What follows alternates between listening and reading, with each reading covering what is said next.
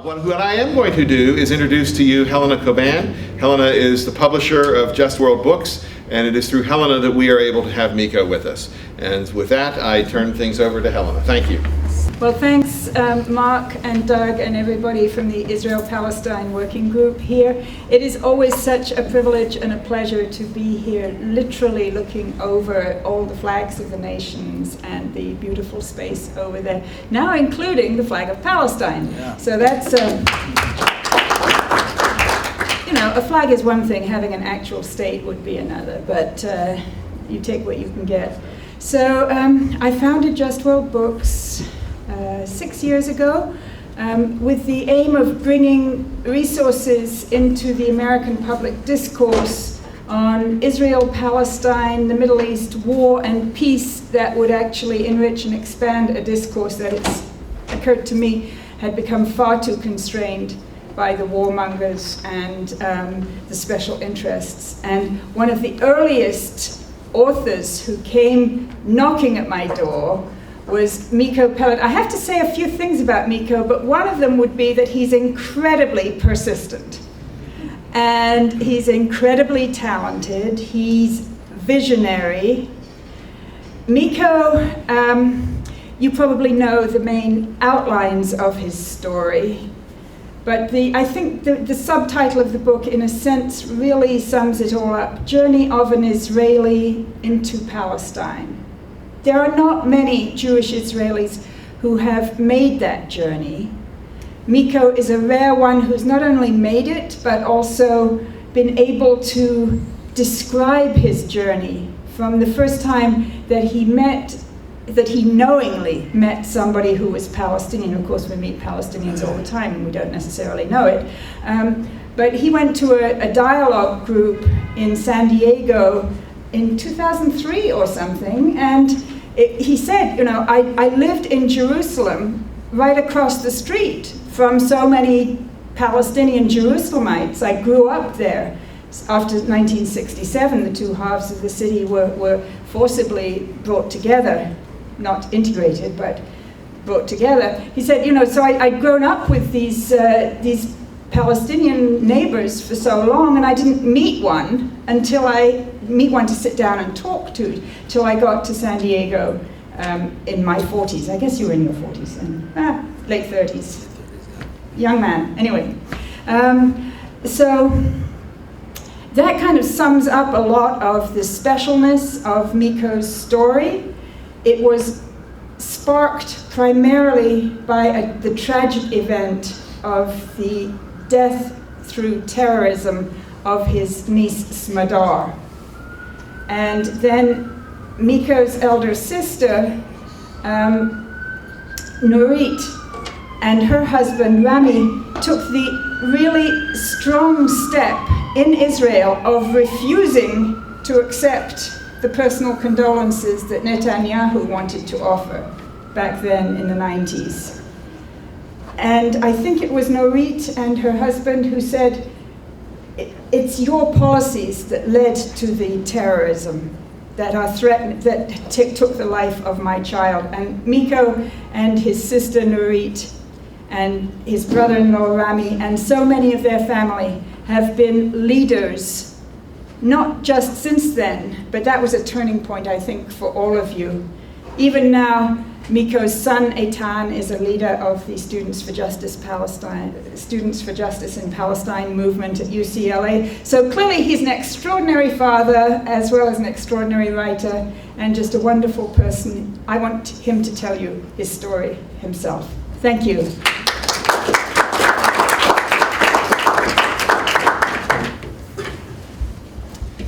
Well, thank you for the very kind and generous introduction, Helena. And thank you for producing this beautiful new edition of the book. I'm really pleased with it. I think it's beautiful. And thank you to our hosts, and thank you all for being here this afternoon. I just got back about 2 weeks ago from Palestine. And it's never easy traveling there and then coming back here, and traveling and coming back is never easy, although certain times are easier than others. And I have to say this particular visit was probably more difficult than most, because the reality, the pressure under which Palestinians live and the blatant disregard on the part of Israel for Palestinian life and the reality in which Palestinians live is it's hard. It's almost hard to describe in words. And now we have this book, and I see it as a great opportunity to do two things. First of all, tell the story, which people listen to, and that's a good thing.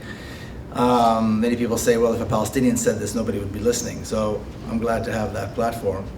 And the other thing, which I think is really missing from the conversation here in this country, although it's improving, is context. We very rarely hear about this issue with context. So suddenly Palestinians are stabbing people. Suddenly there's rockets flying out of Gaza. Suddenly this happens. But there's never any context. And what the book allowed me to do, and what I do in these in talks, is to put together the context and kind of a timeline. How it began, where we stand today, and how do we move forward. And I'd like to start with a couple of questions. So first question is, are Palestine and Israel one country or two? Is the reality on the ground there one that is of war, or is it a struggle for freedom and justice? Is the way to achieve our goal, is it something we do through peace talks, or is what required resistance? I think these are really, really important questions to ask, especially like Helena was mentioning, we're right across the street from the United Nations, and now we've got the Palestinian flag that was raised there a few months ago. Because I think this is a big part of the context, this is a big part of moving forward and understanding where we stand. We hear people say, I visited Israel and I visited Palestine. And we hear people, or we hear countries that have been recognizing the state of Palestine. And so I was asked, well, where is this state of Palestine? I mean, the country is obviously the same country. It has two names. We have Israelis and Palestinians who live there, so two nations. But where is this state that people talk about? What are its boundaries? Who are its citizens? These are questions that are really important. And then, again, is what we're trying to achieve achievable through peace talks, or is it going to require resistance? And then what does resistance look like? And unless we touch on each and every one of these issues, I think we're never going to be able to move forward. Now, a requisite for, or prerequisite for understanding this is also, like I said, the context. And again, if we don't put it in some kind of historical context, then we're never going to be able to solve the problem. And I would say that it's fair to claim that the reason there's a problem in Palestine is because of racism and colonialism that came to Palestine from Europe. And when we look at the history of how things developed, then we have what everybody knows, I think most people are familiar with, is this thing called the Balfour Declaration, which in Israel is considered almost like one of the 10 Commandments. You think it came down the mountain with Moses. It was, every city in Israel has a Balfour Street. So you think, well, who is this Balfour? Who is this saint or prophet? And what did he say? And what is this Balfour Declaration? And when we look right at it, it's basically Lord Balfour, who was the Foreign Secretary of Britain, promising a Jewish millionaire by the name of Rothschild Palestine for the Jewish people. And there were very few Jewish people in Palestine, and neither Rothschild nor Balfour had lived or had anything to do with Palestine. But this was the reality where white people could just take brown people's land and do what they wanted with it. And this is another example of that. And then the United Nations intervenes, and we have the partition plan. And unless we understand this partition plan, again, there's no way to understand how we got to where we are today and what came after that. And these are things that when we have the normal dialogue groups and the normal kind of conversations between Israelis and Palestinians, Israelis usually do not want to discuss. They do not want to discuss that part of the history. They always say we need to look forward, we need to move on beyond that. And I think we have to discuss it, so I'm going to discuss it. And if we look at the partition plan, this is a map of the partition plan which the United Nations passed. I have to assume that whoever drew this map must have been on drugs or hungover or something, because it's an absurd map. And and the boundaries are obviously, completely unachievable. But besides that, as we can see, they divided the country into a large part and a small part, a bigger country and a smaller country. And there's this impression here in America, and I think generally around the world, that Jews have always lived there. That has always been populated by Jews. That today, citizens of Israel, we are the descendants of the ancient Israelites, and we've always been there. And what people don't realize, when this plan was put together, there were less, or maybe just about 500,000 or 500,000 Jews living in Palestine. Most of them were, like my grandparents, Jews who came to colonize, who had arrived, in the 40 or 50 years prior to that. And then the first generation Israelis, which were my parents' generation. That was it. Now, the vast majority of the population, at least 3 times as many, were the local Palestinians. And they were given the smaller portion. So the United Nations gave the larger portion of the land to a small community of immigrants or colonizers who just got off the boat, basically. And then, of course, the expectation that this was going to work is absurd. But what's even more important about this, or equally important, is how we interpret what happened next. And this is the pillar of the conflict. These are the main pillars upon which this conflict rests. It's how we interpret what happened from that moment on. So the story that I was raised upon, and the story that we learn in America, and basically the West has accepted, is the Zionist version, which says that this was a story of revival and heroism. After the United Nations passed the partition resolution, the Arabs attacked the Jewish community, wanting to kill them. And miraculously, because we're heroes, because we are the descendants of King David who defeated Goliath and so forth, we were able to defeat the Arabs once again, or some evil empire once again, and we prevailed, and now we have a state for the Jewish people in their historic homeland after 2,000 years. Again, it's like a chapter out of the Bible, like a chapter out of the Old Testament. It's so dramatic, and how do you even begin to argue with that?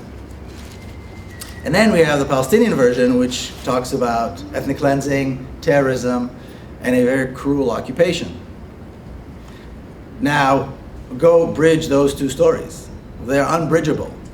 And I think one of the realities we have to accept about this issue is that when you accept one narrative, you necessarily reject the other. They can't live together. And it's one of these issues, and I think the solution and the reality today is the same. You either, by accepting one narrative, you reject the other. There's no room here for them to live together. They are diametrically opposed. And this is something which is very difficult for some people to accept. They say about me in my talk that I'm divisive, and I'm saying it's not me that's divisive. The reality is such that if you take a stance, it's divisive, But this is why it's divisive. We have 2 stories that emerged after this point at the end of 1947, 1948 that are diametrically opposed. And it really wasn't until Israeli historians began looking into this, like Helena Cobban and some of the others, and validating what the Palestinians have been saying, that people began to pay attention to the Palestinian narrative. Palestinians have been saying these things for decades, but we can't believe them. Helena Cobban says it, Jewish Israeli with German background, and now people are paying attention. So that's a sad reality of this. Now, I had another interesting experience, which was very personal, and I relate the story in my book, and that's a story that has to do with my mother. And my mother was born and raised in Jerusalem. She still lives there. She's going to be 90 this year. And a story that she told me many, many times as I was growing up has to do with an experience that she had in 1948. Now, living in Jerusalem as she did, and she still does, she was living in a small apartment with her parents. And when the Israeli forces came in and took the Palestinian neighborhoods of Jerusalem, I'm talking about West Jerusalem, which became part of Israel, these beautiful Palestinian homes became available and were offered to Israeli families. So my mother was offered one of these homes. And by the way, these neighborhoods and these homes are still there. They're occupied by Israelis. But my mother decided, she says no, she refused. She said, I'm not going to take the home of another family. How can I possibly move into the home of another mother? Now, at 22, and being already a mother, refusing a beautiful home practically for free is not something that's easy to do. So we're all very proud and happy that she did that. And then when she told me the story, and again, she told me the story many, many times as I was growing up, she would continue the story by saying that after the Palestinians were forced out of their homes and these homes were taken, there was looting that was done by the Israeli soldiers. And she remembers seeing the trucks full of loot, full of furniture and rugs, and these well-to-do communities, well-to-do homes. And again, we're talking about the part of Jerusalem which became Israel, West Jerusalem.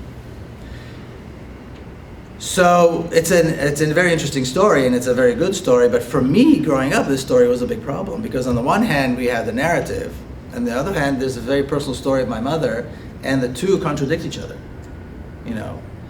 And I wasn't really able to understand why this story was a problem for me until I was working on the book, and I realized that there's a problem here because her personal story contradicts the national narrative.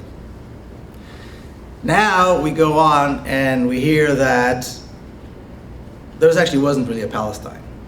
And if there was a Palestine, and if there were Palestinians, then there weren't that many of them, and the ones that were there were poor farmers or Bedouins, and there was nothing there. So I like to show these pictures from the city of Jaffa, which is a city, an Arab city on the coast of the Mediterranean. And it was a city of about 120,000 people with a rich business life and a social life and a cultural life, and a very famous theater called the Jamal Basha Theater was there, and the biggest names in the Arab world would come to perform. And several newspapers were published in Jaffa, and it was a thriving Arab city. And you can see the beautiful boulevards. And then in a matter of 2 weeks, in 1948, this big, beautiful city was brought down to about 4,000 people. And these 4,000 people were concentrated in one neighborhood with barbed wires and Israeli guards surrounding them. Now this is an important story for several reasons. First of all, there was a Palestine, and this is one example of one city. Besides that, it shows us that Palestine is not and cannot be limited to just the West Bank and Gaza. And number three, this explains the refugee problem, because people talk about the Palestinian refugee problem as though it just came out of thin air. It's just there, the refugee problem. How did that happen? And where did these refugees come from? So I think this is an important story to tell, and again, Jaffa is just one example. Now, between 1948 and 1949, 1967, this is what the map looked like.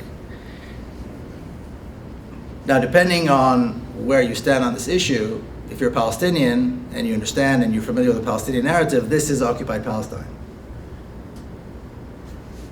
If you're an Israeli, or if you view it in an Israeli from the Israeli perspective, then this is the state of Israel prior to 1967, and perhaps one day, through some kind of mythical peace agreement with a two-state solution, this is what it's going to look like. And people still have this map from time to time, although in Israel this map doesn't exist. You're not going to see this in Israel anywhere.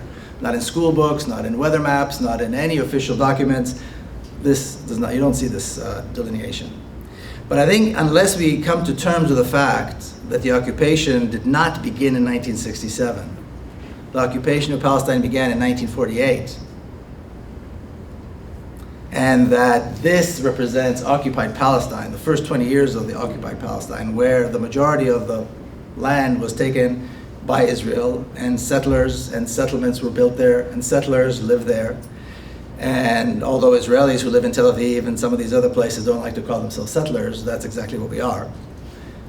And the land was stolen and the water was stolen and so forth. Unless we understand this, it's very hard to move forward. And this is a point where I still see people, even Palestinians, will say, the occupied Palestinian territories, and they refer to the West Bank and Gaza. And my question is, well, where are the Palestinian territories that are not occupied? Can somebody show them to me? And of course, there is no such thing, all of Palestine. And then what happened in 1967, again, the story that we hear is that Israel was under an existential threat, had no choice but to start the war, and then took the land, and it was spoils of war, and then maybe one day we'll have peace based on this map. Now, this is a picture of my father, the general's son. This is the general while he's still in office, while he's still in uniform. And he made a name for himself as being, a fierce young officer in 1948 who, fought and, on the Israeli side, of course, and fought for the land and fought for the people, the Jewish people, and so on. And then in 1967, as part of the Israeli High Command, who took the West Bank, the Gaza Strip, and all the other territories that were taken in 1967. But he did something very interesting, because immediately after the war, he stood up while still in uniform and said, we now have an opportunity to solve the Palestinian problem, and what we need to do is to allow the Palestinians to establish a state in those two areas, the West Bank and the Gaza Strip. Which, by the way, those two areas, how did they become? Who created the West Bank and the Gaza Strip? Israel did. The reason that there is a West Bank and the Gaza Strip is because in 1948, Israel decided to keep those two areas out of the state of Israel. So they were delineated and defined by Israel.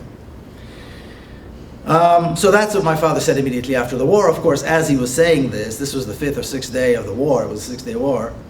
Israeli bulldozers were already destroying Palestinian towns and building Israeli settlements for Jews only in the West Bank, like they do everywhere else.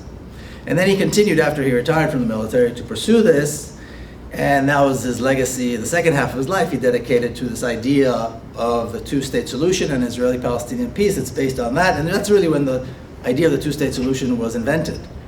That's, him and several others, they were the first ones to talk about it.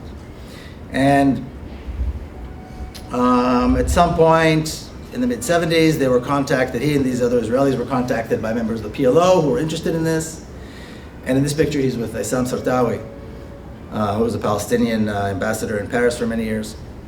And the issue was to convince, particularly Yasser Arafat, but to convince basically the Palestinian leadership, or the rest of the Palestinian leadership, that they should recognize the state of Israel, drop the demand for the return of the refugees, drop the armed struggle, drop the resistance completely, and make peace with the state of Israel.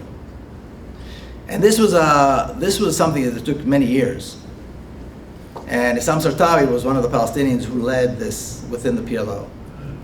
What we know today, looking back, is eventually they did convince Yasser Arafat. Eventually he did accept the state of Israel and drop the resistance and the demand to free all of Palestine. And that led to the Oslo peace process. And again, looking back what we know today, it was a catastrophic decision. The recognition of the state of Israel, the willingness to engage in peace talks with Israel, and the whole idea of the two-state solution and moving forward with that idea was catastrophic for the Palestinians. It was a big mistake.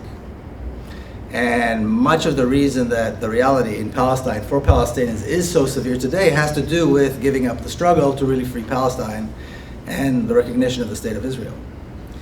But there's this tendency that any willingness on the part of any Israeli or any Jew to make the smallest concession or recognize in the smallest way the Palestinian suffering already people start hailing them as peace heroes, as men of peace or women of peace, and this becomes the story. This particular general or that particular general spoke about peace. But they never renounce what they've done. And this is true for my father. I think my father was very sincere in his desire to bring about peace, and he really thought, and some of the people around him really thought, that the two-state solution was the only solution that was that had some chance. But the reality is, they never looked back and said this entire thing was a crime. The entire ethnic cleansing of Palestine was a crime, and we need to somehow atone for that. That really is something that never took place. So in summing up, and I think this is very important, what happened in 1967? In 1967, the occupation of Palestine did not begin. In 1967, Israel completed the occupation of Palestine, and the generals that were my father's comrades in arms all congratulated themselves for completing the job. They called it finishing the job. The occupation that began in 1948 was completed in 1967. It was not the beginning of something, it was the completion of the process, which is why they went right ahead and started building cities and towns for Jews only, like they did in other parts of the country. They didn't see that there was any difference between the West Bank, what they call Judea and Samaria. Nobody says West Bank in Israel. It's Judea and Samaria, or the Galilee, or any other place. The second thing that happened, or as a result of that, is the finalizing of the single state over all of Palestine with exclusive rights for Jewish people, what they call the Jewish state. And I think this is another crucial element.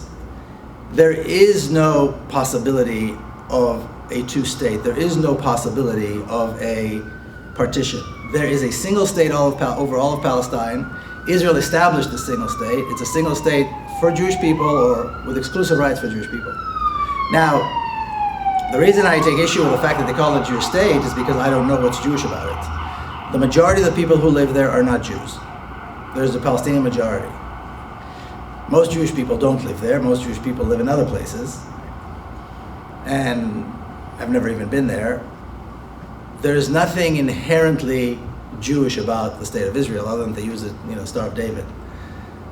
But the regime that was established as soon as the state of Israel was created, it was a regime of apartheid. Of course, they don't call it apartheid; they call it something else. But it was a regime of apartheid. The very first laws that were passed by the Knesset were laws that clearly defined Israel as a racist apartheid state. I mean, the mere definition of it as a Jewish state, where everybody knows that was taken from Arabs, and there was a big Arab-Palestinian population still there, is already racist. But we go on to the laws that relate to the land ownership and laws that relate to citizenship and so on. We know that the Israeli Water Authority, which controls all the water, allocates only 3% of the water to the Palestinian population. So the majority of the population is allocated only 3% of the water. So I mean, this is beyond clear that from the very beginning it was defined and planned as a state that was an apartheid state. But again, unless we understand this, it's impossible to move forward. There is no way to redo or undo what was done.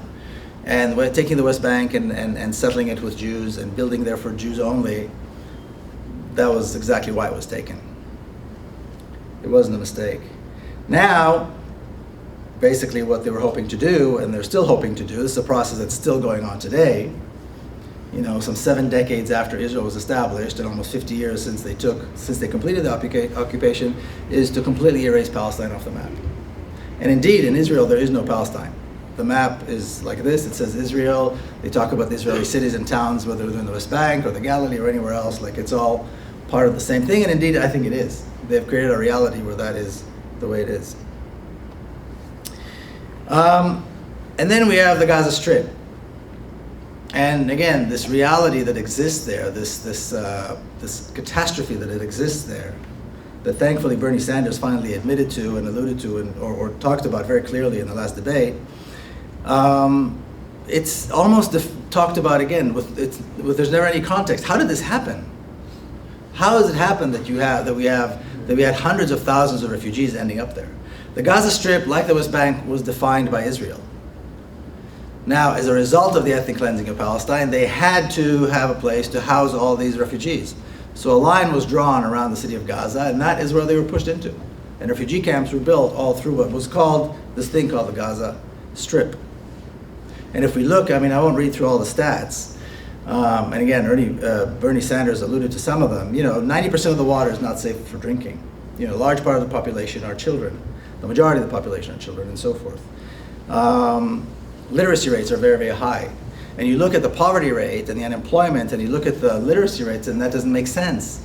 Usually literacy rates means, that there's plenty of jobs and people are working and there's, prosperity. Here we have high literacy rates and this disastrous reality. But of course it's imposed on them by Israel.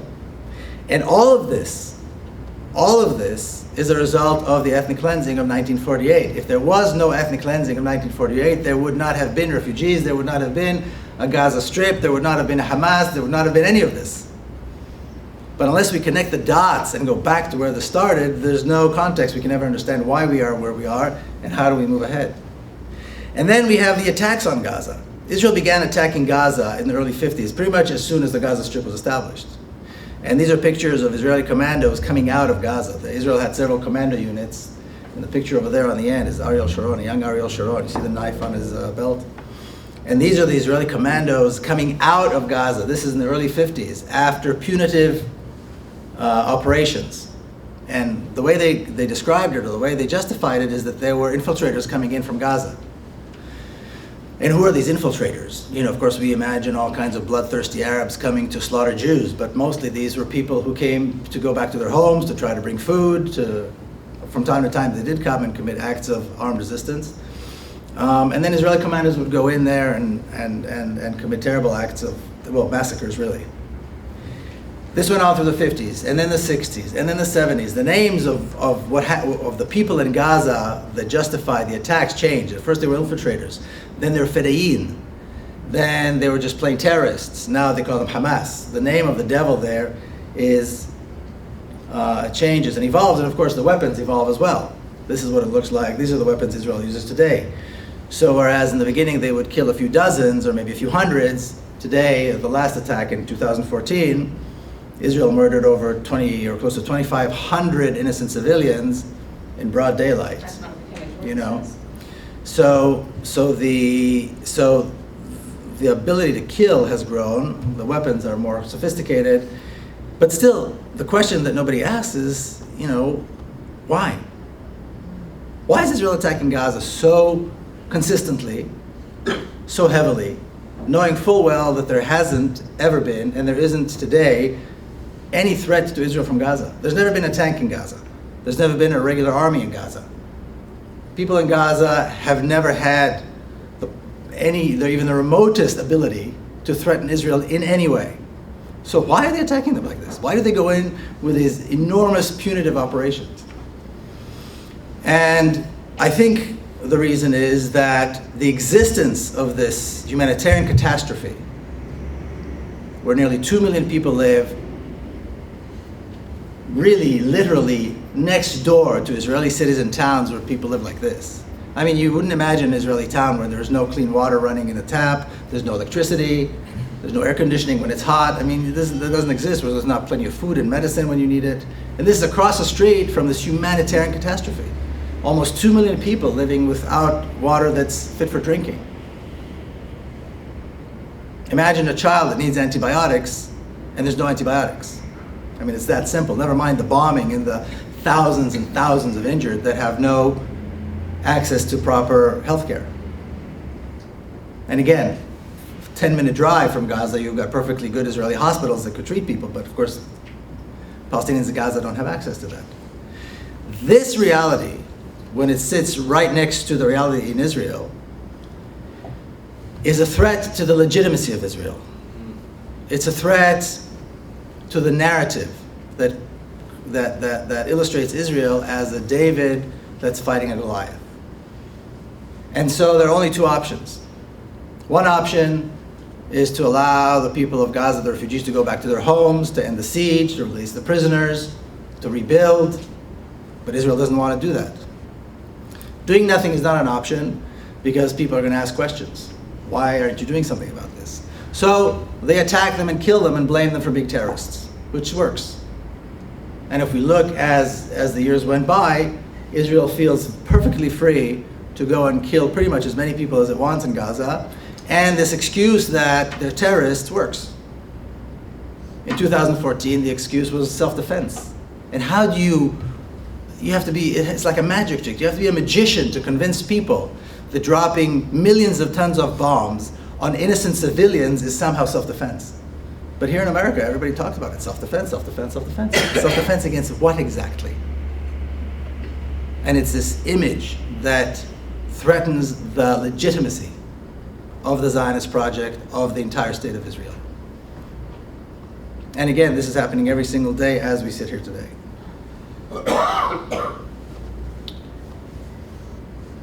Now, the problem with this issue is that it's not only happening in Palestine, it's happening around the world, it's happening specifically here in the United States. And one example of the persecution of Palestinians and Muslims here in America is the prosecution of what's called the Holy Land Foundation, the Holy Land Foundation case, which is also the subject of a book I'm working on right now. And the story of the Holy Land Foundation case was the Holy Land Foundation was the largest Muslim charity organization in America. After 9/11, by an executive order, George Bush closed them down, saying that they were funneling money to Hamas, supporting a terrorist organization. According to their lawyers, and I spoke to their lawyers, this is what they said: the entire judicial system here in America was taken hostage. The Constitution, the laws, and government agency regulations were suspended. And as a result of pressure by Israel, the post-9/11 hysteria, and cowardice of the judiciary, and I'm quoting this, okay, we have a bunch of guys who did nothing wrong and were given completely insane prison sentences. Now, the 3 that you see here on the screen are 3 that I was able to visit in prison. And there are 2 others that I've not yet been able to visit. But this points to the fact, a very strange reality, the existence of a very strange reality, where the persecution of a people in their own land was imported here to America. And this is the Holy Alliance Foundation case is a very big case, and it was really a foundation of this reality. But there are other cases as well, and this is a case that I'm working on, so I know quite a bit about it. But this reality that the persecution of a people continues after they left the country from which they are kicked out, and they're trying to build a life in a new country, in the new world, and their existence.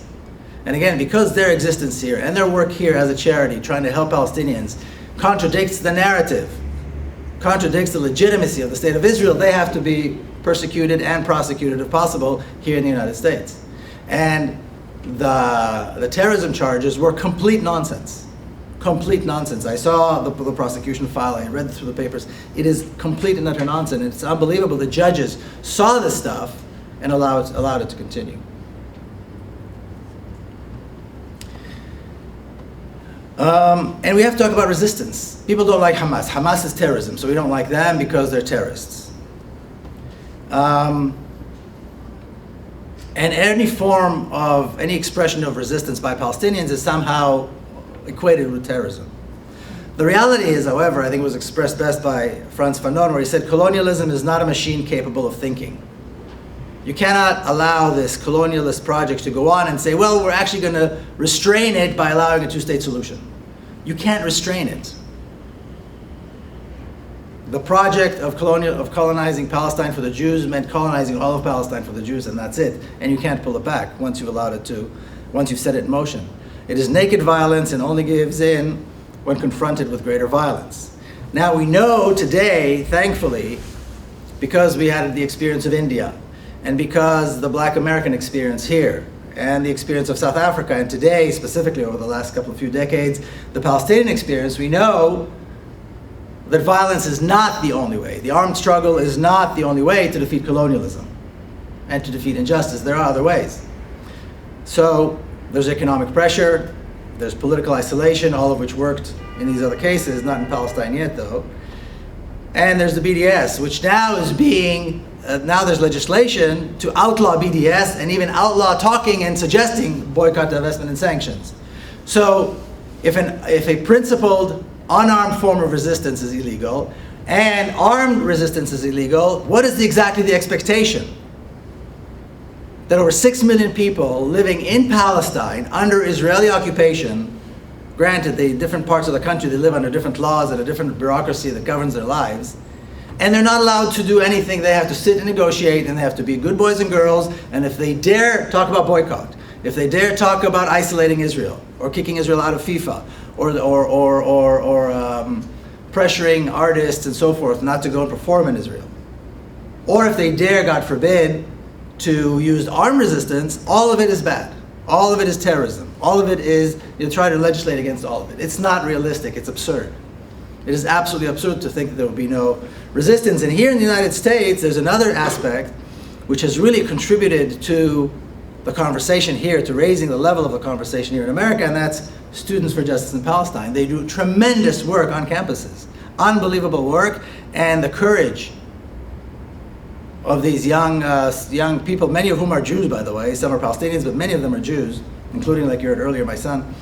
You know, they have managed to fight a very difficult fight against the university administrations, against the millions and millions of dollars that are poured into this by Israel and Stand With Us and all these organizations. And this I see as definitely as part of the Palestinian resistance, and they're doing a very good job. So I think it's very important to recognize that this is what we need to support. You know, like I said earlier, is it peace talks or is it resistance? There's no question in my mind that as people who do care for peace and justice in Palestine need to support this resistance. The BDS movement, the Students for Justice in Palestine, and all the forms of Palestinian resistance which are unarmed. Now, I was asked this earlier, and I get asked this all the time, is there any hope, or do I think there's any hope, or am I hopeful? And my question is this: there's no question in my mind that I am hopeful. I think we have to be hopeful. I think it's criminal to talk about this issue and not find hope. It's criminal because we're just sitting in the same place complaining all the time. It is up to us, who are rich, free, and alive all at the same time, as they say, to find hope and then act. Now, where does hope lay? Where is there hope? Is there hope in a reality that exists today where there's a state, a single state in Palestine, that offers exclusive rights to Jewish people? Or are we going to find hope in a single democracy, in a democratic state that respects human rights, that allows for equality and justice and freedom for everybody who lives within its boundaries? This is the big question. And it has nothing to do with politics, it has everything to do with values. If we accept that having a state that only gives rights to part of the population, that's one set of values. If we believe that all people deserve equality and justice and freedom, that's a different set of values, and there's really very little to argue. Because you can't argue, these are your values, you know. And of course, what I would support is the second option. And I'm going to leave you here with this image. This is a picture that I took in a refugee camp, Palestinian refugee camp. And let me tell you something, if any of us were living in that camp, none of us would be smiling. I can promise you that. A week in that camp, none of us would be smiling. And I think it's important for us to kind of wrap our heads around, what does it mean when we say free Palestine? What does free Palestine mean? And I would argue that a free Palestine means all of Palestine. Not a little percentage here and a little percentage there, a little piece of land here and a little piece of land there. All of Palestine, the Galilee, and the Negev Desert, and Jerusalem, and Jaffa, and the West Bank, and every other place, and of course, Gaza. Free from occupation, free from walls, free from racist laws. And if we're talking about hope, I would say that there's no question in my mind that Palestine must be free, and Palestine can be free, and if we do our job, then Palestine will be free, and much sooner than most people think. Thank you very much.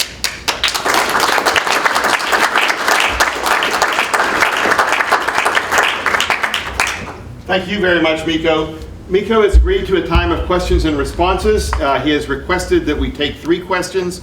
He'll take notes on them, and then he'll respond to the 3 questions at a time. But does somebody have a piece of paper that he could borrow? Because I, of course, being in charge, didn't bring one. Paper coming from all sorts of places. Oh my God, we got lots of paper now. All right, we can ask lots of questions now. When you ask a question, I would ask you to introduce yourself. Introduce yourself with your name. If you're part of an organization, we'll also do that. Yes, ma'am. My name's Margot Viscusi. I'm a member of the Friends of the Freedom Theater of Jenin, and I was just there 2 weeks ago. Omar Barghouti came to see us. Professor Pop addressed us from his university, and a lot of other people showed up. What is our job? Now that I'm back in America, what is my job? One over here to my right, and then we've got one here to my left. My name is Thomas Cox. I'm a member of Brooklyn for Peace. We've got a couple of other members here. And also the Park Slope Food Co-op members for boycott, divestment, and sanctions. At the co-op, I was asked to come deal with charges that one other member brought against me, too complicated to go into. But this woman, what came about after a little bit of talking that was facilitated was that she's very fearful, as seems to be very typical of Zionists who are confronting the possible loss. And I wonder if you could just talk a little bit more about this, the supporters of Israel and the fear that they have of what might be coming. How about a third question for this round over here? I am Hatem Kanani. I am a physician, retired Palestinian citizen of Israel, and I want to make a little comment and then ask a question. The comment is that I just finished reading Miko's book, and I want to say that listening to him, it is totally different than what's in the book, and you come out with the very same conclusion, but he's not repeating anything that he wrote in the book, which is very, very, really, that's a capacity that I envy. So people should buy the book as well as listening to the book. Exactly what I want to say. Now my question, I know that from the book and from listening to you today, that the turning point was the loss of your late niece in the terror explosion in Jerusalem. My question is if there was specific, that got you, my understanding is that got you to thinking about what's happening in Israel-Palestine and all of that, claims of both sides and so on. Was there a point where there was a breaking point where something happened or you heard something or learned something that made you say, I am anti-Zionist. I no longer am supporting Zionism, which you were, of course, as a soldier and as a young man. Thank you.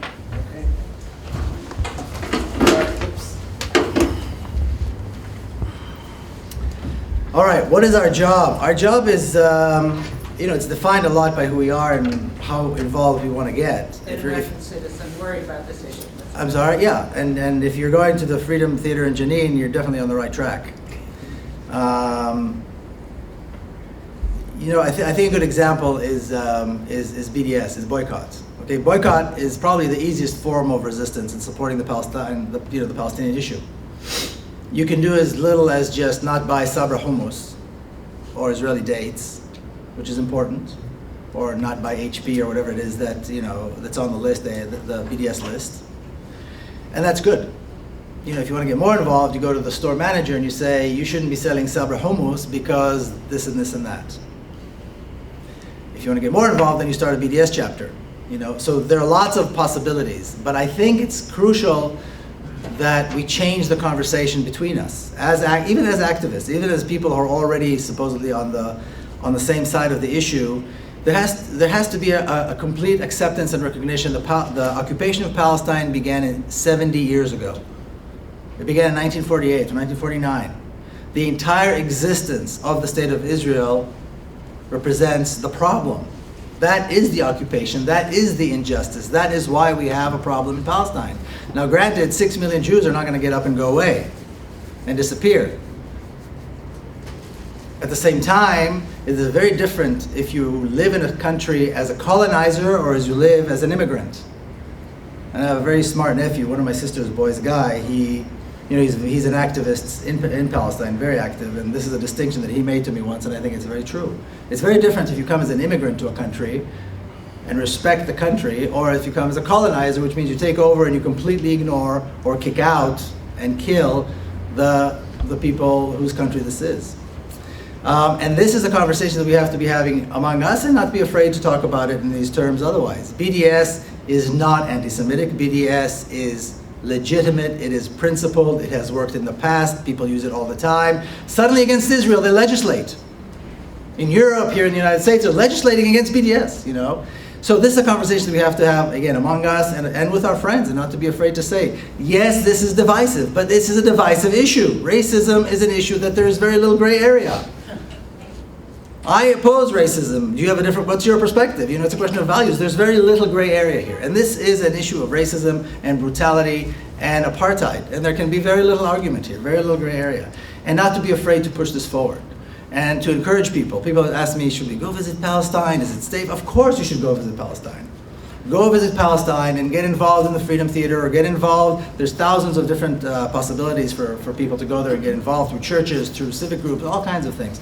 Go on your own. But I think going is probably one of the biggest contributions, and then making sure you spend your money on the Palestinian side and support the Palestinian side, and then see for yourself. There's a wonderful movie that just came out on YouTube. It's a documentary that this Chinese young man, he has this site called DIY, do-it-yourself, DIY travel. And he did a bit on Palestine. And the first thing he says is how cheap and accessible it is, and beautiful it is. And you look at this thing and you wouldn't, it's wonderful because it focuses on Palestine. I grew up there, I know the place well. I felt like getting on a plane and going right back just to go to these beautiful places. So I think going there, getting involved, talking about it, this whole issue of a Palestine and an Israel is a myth. Israel has occupied Palestine, and this is very, very important, especially here in the United States. And like I said, I think Bernie Sanders did a very important thing when he made that comment during the debate, and then he called on Hillary Clinton for going to AIPAC. I think this is very important, and perhaps this is a beginning. But none of that can happen if we don't continue. And again, however involved we want to be, is fine. Every level of involvement is good, and there are a lot of different options. But we have to act, and we have to do something, because as it is, this process is very slow, and Palestinians are dying. That's not a joke. The fear from BDS. That's a good question. Over the last few months, Israel's major newspaper, Yediot Ahronot, has published a series of articles and reports about what they call the BDS. And the BDS is all the Palestine solidarity activity. They call it the BDS. So they wrote this, they had this whole series of articles.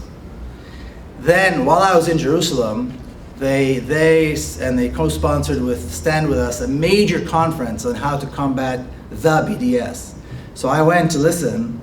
The president of the state of Israel was there, cabinet members were there, journalists, Ron Lauder, American millionaires who support Israel were there. And on the one hand, they want to say, yes, this is this huge anti-Semitic monster that is coming to kill us, and it doesn't matter what we do, they're going to be against us.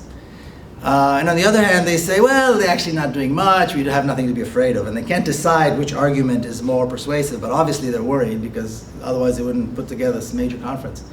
And then Israeli TV, Channel 10, just came here to the United States to do a series about the BDS. And they interviewed me, they interviewed Noam Chomsky, they interviewed Palestinians, they interviewed activists on campuses again, and showing how this horrifying monster, Jew-killing monster, has come to the shores of America, and now, we are all being threatened. So there is a fear, and it's being perpetuated by the Zionist establishment, that BDS has nothing to do with the occupation, it has nothing to do with what we do with Palestinians, it's just anti-Semitism, it's age-old anti-Semitism, and so on. Completely disregarding the reality on the ground, completely disregarding the acts of the criminal acts of Israeli soldiers, the criminal policy of the Israeli governments from the very beginning, as though none of that has anything to do with the sentiment, the anti-Israeli or the pro-Palestinian sentiment around the world. But they're afraid. Maybe they should be afraid. I think if things go well, as they should, then eventually we are going to see a transformation like we saw in South Africa, where the apartheid regime, or the Zionist regime, as it's called in Palestine, is forced to give up and is replaced through elections and through a democratic process with a democratic system, a democratic regime that represents everyone. And I'll say one more thing. I think Israelis will never be able to fully repay Palestinians for their crimes. This is not possible. The depth of the tragedy that was done to Palestinians by the Zionist movement and by Israelis cannot be overstated and can never be repaid. But we can make a sincere effort to make things better for everyone. And I do think that if the goals of the BDS are reached, or when they are reached, it'll create a reality on the ground that is better for Israelis as well as Palestinians. Because a democracy without the need for walls and this big army and arming yourself all the time is much better for everyone. In terms of the breaking point where I realized I was clearly anti-Zionist, I would say, I don't know there was a particular point, but I describe a moment in the book, the first time I traveled by myself in a car to the West Bank with an Israeli car by myself, and the fear, and I thought I was going to die that day, and so on.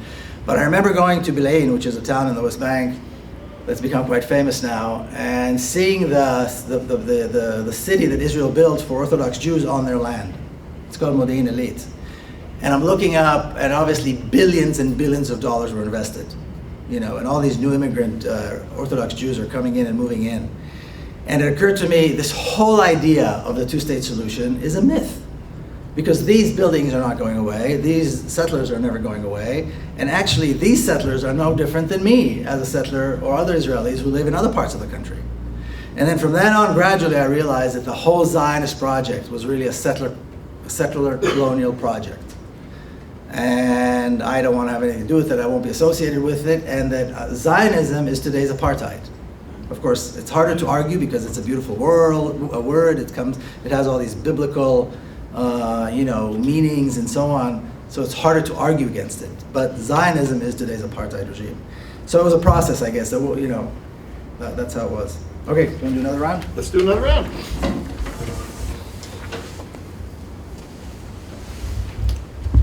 Jack Sullivan with Marino and one of the members of the Israel-Palestine Working Group. I like that term, of course, that Israel has occupied Palestine. How to support the UN efforts of the state of Palestine, who keep saying we want two states, without talking it down or weakening it. So that's a minimal point of view, the present state of Palestine. It's not there. But how do we support the efforts that's going behind the state of Palestine to incorporate one state of Palestine?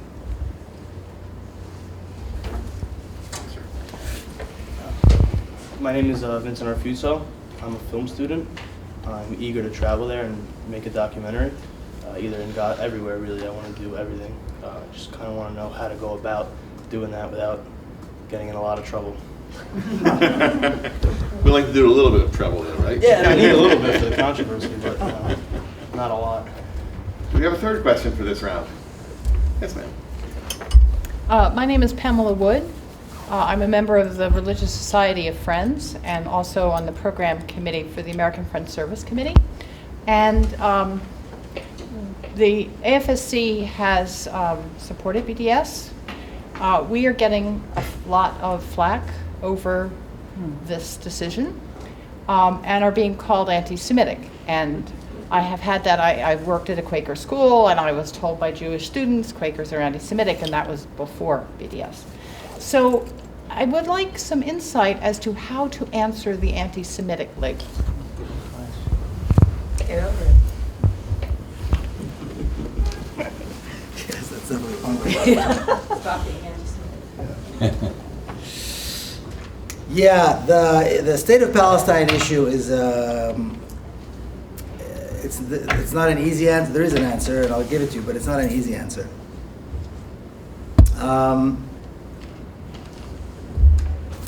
It is absolutely crystal clear to anybody who's paying attention that there will never be a state of Palestine. That imaginary two-state solution scenario, it's science fiction. And it's absolutely clear to anybody who is paying attention. But there are other issues. And there is, I'll give you an example of what's happening in Europe. So in Europe, you've got a very strong Palestine solidarity movement. And the European governments are deeply in bed with Israel, profiting from the occupation and of Palestine, and profiting directly from Israeli policies against the Palestinians. That has been determined here in this room, by the way, by the Russell Tribunal a couple of years ago. So in order to appease their constituents, European governments have started this process of recognizing the state of Palestine. And like I said, there is no state of Palestine. There will never be a state of Palestine. The Palestinian Authority is not a state. It has less authority than a small city council. The Palestinian president, or so-called president, needs a permit from the Israeli army to travel from one Palestinian city to the other, and it's a permit that he has to renew every 6 months. So that is never happening. So my experience, what I see on the ground in Palestine, nobody respects the PA, nobody respects this idea of a two-state solution. Everybody realizes it is complete nonsense. And it's this farce that's being allowed to continue. You know, I'm not going to define the PA one way or the other, but this is the reality on the ground. They have no authority. The so-called Palestinian police, or the so-called Palestinian security forces, have this thing, what they call the security cooperation with Israel. But it's very interesting because this cooperation only goes against Palestinians. In other words, they don't collaborate. The Israelis don't work with the Palestinians to stop Israeli terrorism against Palestinians or Israeli attacks against Palestinians. It's only the Palestinian Authority stopping activists. And I've seen at protests where, on the Palestinian side, with Palestinian activists, where the Palestinian police are shooting and arresting Palestinians who are protesting. So it's really more of a collaboration than a real attempt to bring about a solution and independence and Palestinian rights. Since it's never going to happen, there's nothing wrong with undermining it. You know, I think we have to be absolutely forceful, absolutely clear. I gave a lecture in Washington, D.C. About a month ago, and the Palestinian, he's not called an ambassador, he's head of mission. And that's another humiliation that's beyond belief that they take. In every other country, they are at least considered ambassadors. Here, they don't even have diplomatic rights, or even the semblance of diplomatic rights. Anyway, he was there, the so-called ambassador, and he came up to me afterwards and he said, you know, the things you're saying are kind of embarrassing to us. And being polite, I didn't reply, but my thoughts were, well, then, you know, if the shoe fits, then that's how it's going to be. You know, I don't think you should be here, representing something that doesn't exist.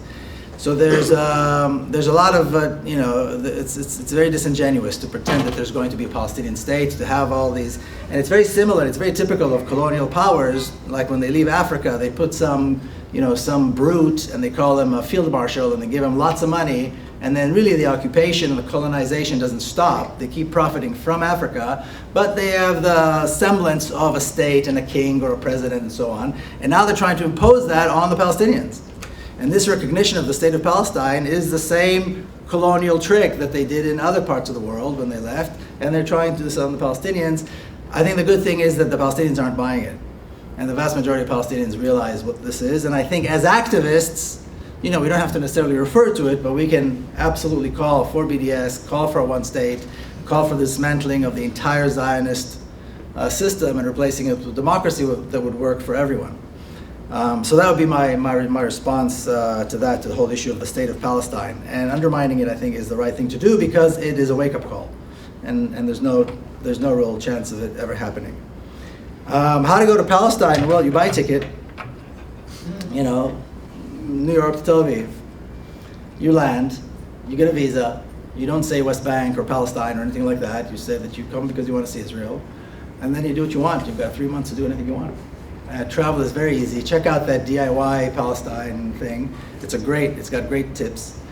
And bring a camera and just do what you want to do. And on the way out, just make sure, if you're leaving from Tel Aviv, also don't say anything about Palestine. Just say that you visited Israel and so on. And you'll have a trip of a lifetime. It's very easy, it's very accessible. There's buses and cabs, and it's very easy to travel, particularly in the Palestinian, I mean on both sides, but in the Palestinian areas, it's very easy and very cheap to live, and you'll meet some great people. What about Gaza? Gaza's closed. Gaza, unless you work with a relief organization or you're a journalist and you get a permit, which takes a long time, and is really not even a guarantee of being allowed to get in. Gaza is a very sad story. I talk about my attempts to enter Gaza in the book, in the epilogue. I ended up having to go through a tunnel. Yeah, that was the only way. But now they don't even have tunnels anymore because the Egyptians destroyed the tunnels. So that's a whole other story. But there's plenty to do and plenty to see all over Palestine. You know, and the part of Palestine that is usually ignored is the Palestine that is considered Israel proper. It's where the Palestinians with Israeli citizenship live.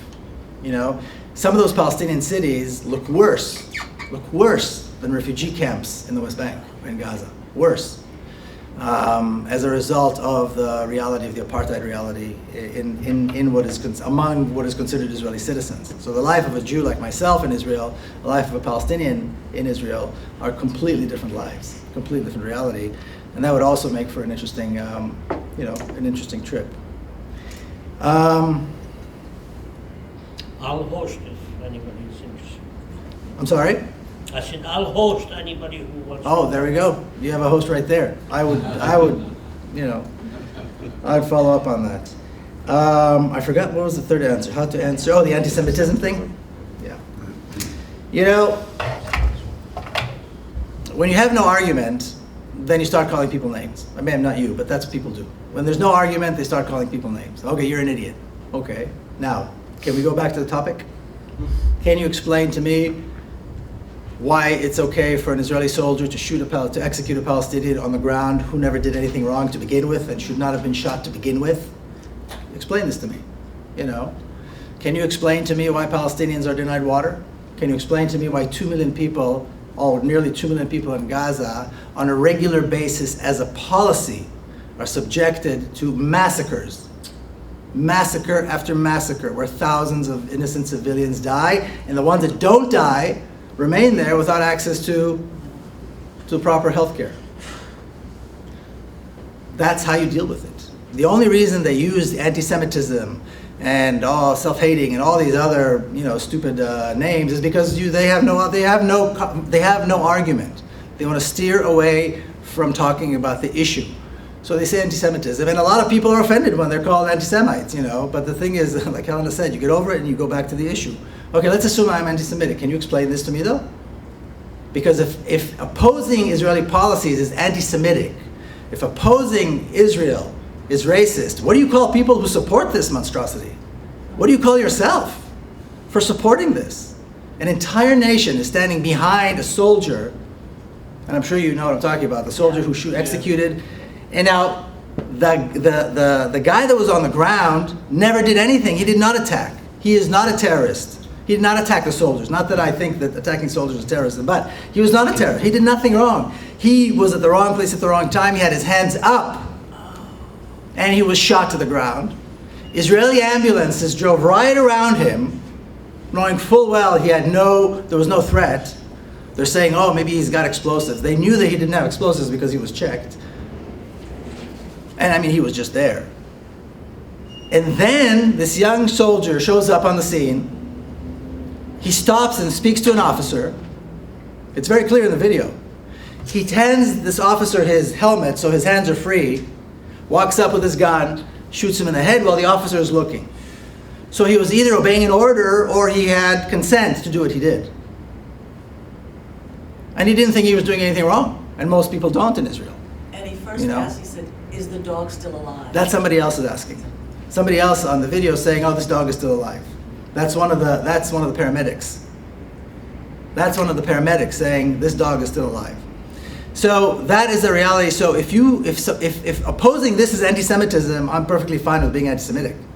But what do you call people who support this? What do you call a person who supports this kind of policy? And this just happened to come out because somebody took a video. And then the army has gone into the house of the man in Hebron who took the video and destroyed his home, and tried to take the video camera and destroy the video camera and so on. It's a reality that is absolutely impossible to believe. And I was in Hebron just a few days after that, sitting around with activists. And it's always very difficult for Palestinian activists there because they've got the settlers on the one hand, and this is, like I said, this is a breed of human beings that I don't know where they came from. And you've got these Israeli soldiers who protect them and support them. And the Palestinians are in the middle. And the Palestinians are not allowed to stab, they're not allowed to shoot rockets, they're not allowed to do BDS, they're not allowed to speak against Israel, they're not allowed to ask for the Jews to get the hell out. They need to sit there and be good and be quiet and hope that somebody will someday save them, And that is the reality. So I think if we look at the big picture and pull away from the moment where the anti-Semitism claim comes out, then we can go back to the conversation. That's what we need to do. Okay, I think we're good. So we got about 10 more minutes left. If you could do one more round, or yeah, if there's a round. All right. So let's see. So we got one. Let's see if we get new people. I've got 3 new people. I'm sorry. No, you haven't asked one yet. Right? You didn't ask a question, did you? No, you didn't. So Sally, and then here, and then Doug. Yeah, thank you for your honesty in showing all of this. I'm part of the Committee on Israel-Palestine as well. The wave of hateful feelings against Muslims in Islam that topples all of this and feeds into the same avenue where Palestinians and all of this terrorism and all of that stuff.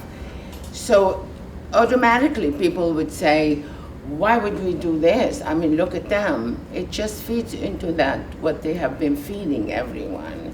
And it's a big, big machine of what they're saying.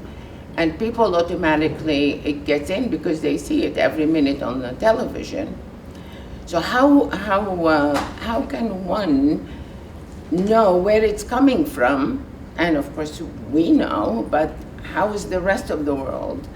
How can we show how politically motivated this vis-a-vis Israel? And the other one is that now there's a big movement, and I have seen it at the UN, several events that have taken place that the Israelis and the Jewish community in New York, and it was conducted by the ambassador, they want repatriation from the people who left the Middle East or Arab countries. They want money given to them because they left, allegedly, forced to leave. Maybe the Jews from Arab countries. Oh no, only the Jews. The Jews from Arab, they came out of Arab Yes, countries. Arab countries. And they've had few events that they have done that I'm aware of. So what's your comment? Thank you. Yeah, I was just wondering, are there any prominent Palestinians speaking out anymore? I used to see people like Saeb Erekat and Hanan Ashrawi and others, and I don't see them anymore. I don't see anybody. Palestinians.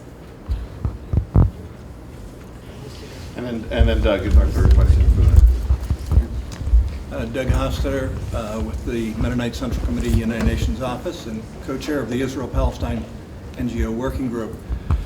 I'd appreciate if you would comment a little bit about the UN in all of this. The UN was active in the original partition. There were a number of early resolutions, recognizing the right of Palestinians to return, calling for Israel to withdraw from the occupied territories. And then there are current, France is kind of talking about a new initiative that would bring it not a little bit more out from under U.S. direct control, more into a broader United Nations or broader government control. Do you have any hope for any of the UN options on this? There does seem to be a growing awareness among the peoples of the world that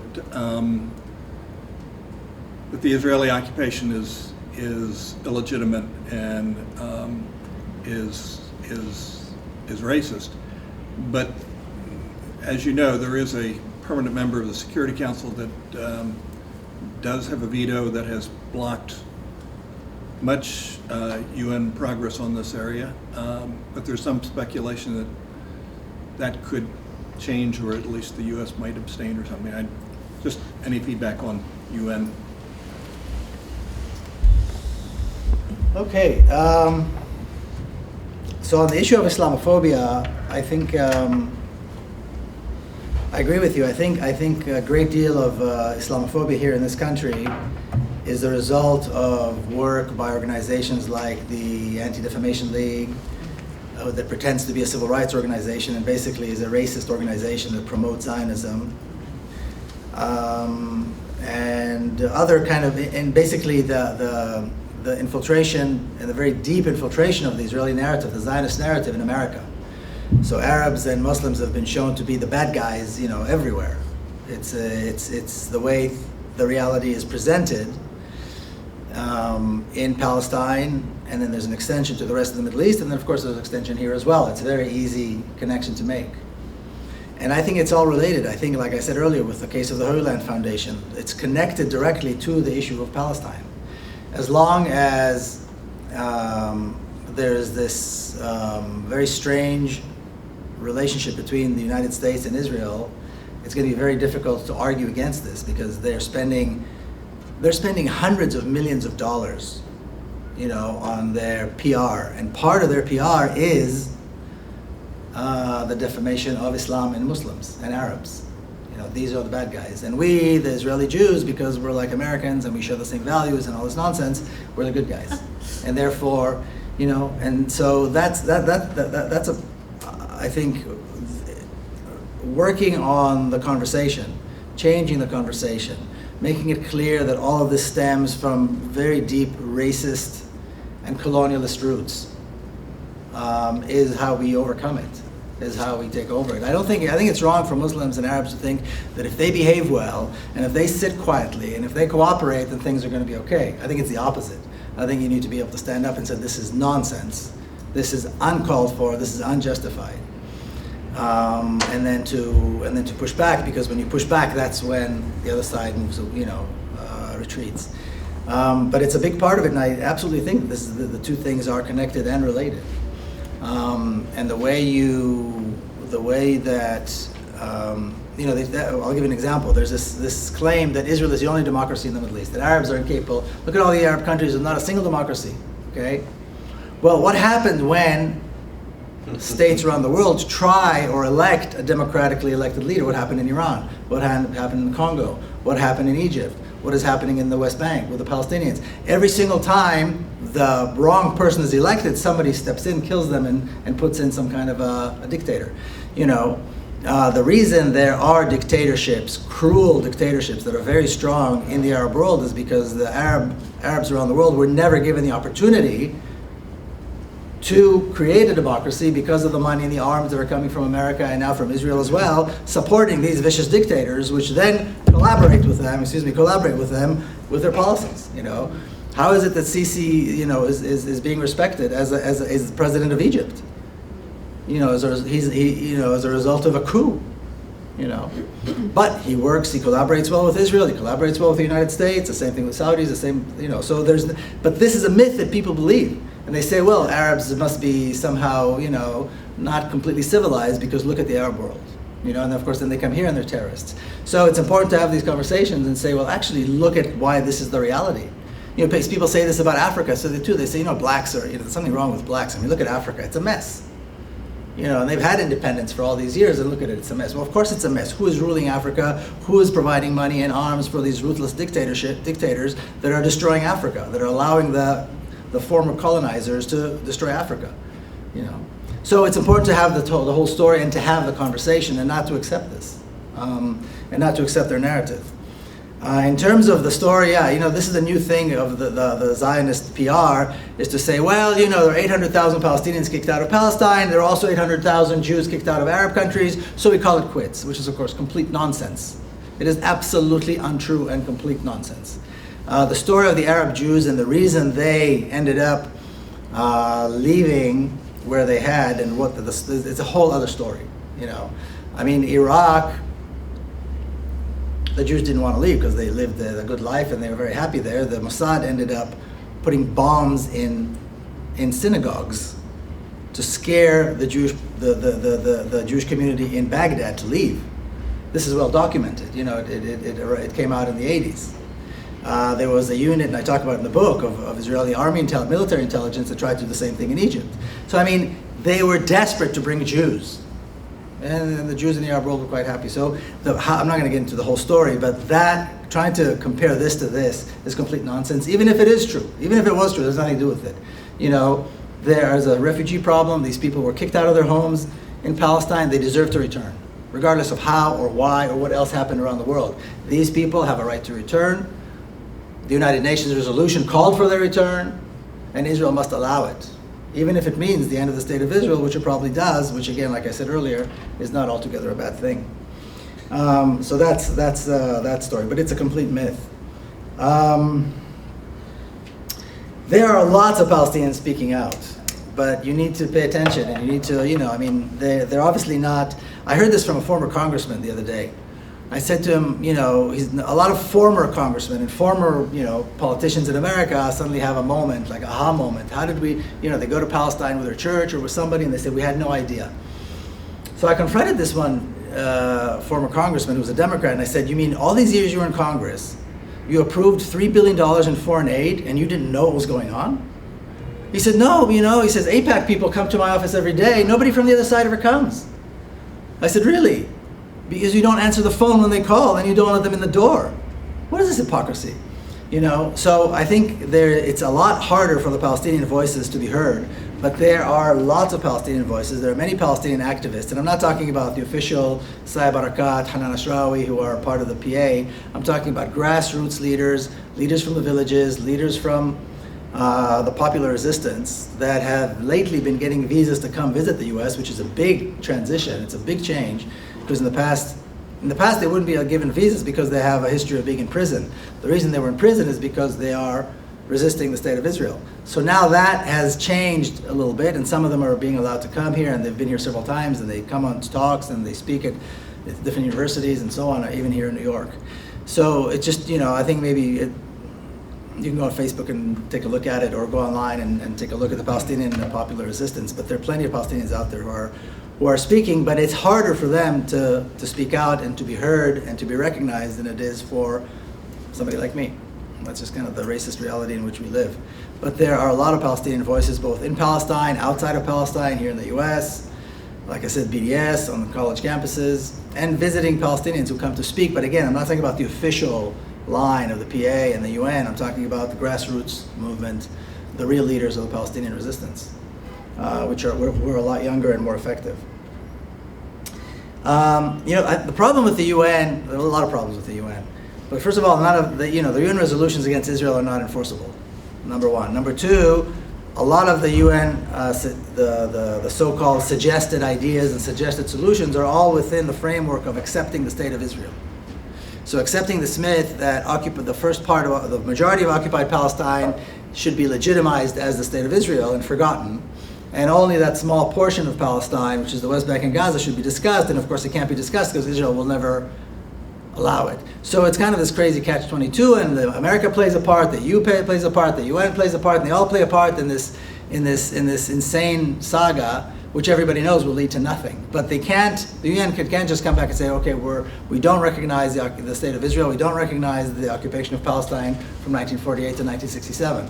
So this is going to be the framework. They can't do that. They don't have the power to do that, and I suspect they won't. I think the UN and the US and the EU will all come to terms with the reality once we, as activists, force that reality upon them. So if we compare it to South Africa, one day, as a result of grassroots movement and strong BDS activity, the entire world, including the US and the Europeans, accepted that boycotting South Africa and isolating South Africa is the right thing to do, supporting Nelson Mandela is the right thing to do, and then several years after that, de Klerk came up and said, okay, it's over. He didn't do it because he was a saint, he did it because he had no choice. The world brought South Africa to its knees, and there was no other way out. This, I expect, is what's going to happen. And then all these big organizations and the US will follow suit. They're not going to lead it. They're going to agree to it once they have no choice, as politicians usually do. So again, it's like I said, it's because it's part of this insane myth and this catch-22 reality. I don't expect anything is going to come out of an American president, or out of the EU, or out of the United Nations. It has to be grassroots. It has to be bottom up, and it's all up to us. Okay. Thank you very much.